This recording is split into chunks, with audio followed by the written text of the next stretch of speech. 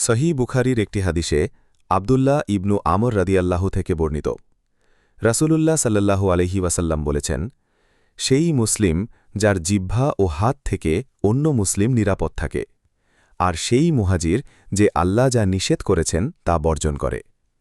এই ছোট হাদিসটি আমাদের জন্য অনেক বড় শিক্ষা বহন করে। একজন প্রকৃত মুসলিমকে তিনি সেই ব্যক্তি যিনি কাউকে কষ্ট দেন না, না কথায় না কাজে। আজ আমরা অনেক সময় নামাজ পড়ি, রোজা রাখি, কিন্তু আমাদের কথায় অন্য কেউ কষ্ট পায়, আমাদের আচরণে কেউ আহত হয়। তাহলে কি আমরা এই হাদিস অনুযায়ী প্রকৃত মুসলিম? এবার আসি মুহাজিরের কথায়। মুহাজির মানে শুধু দেশ বা ঘর ছেড়ে যাওয়া না, বরং আসল হিজরত হল গুনাহ ছেড়ে দেওয়া।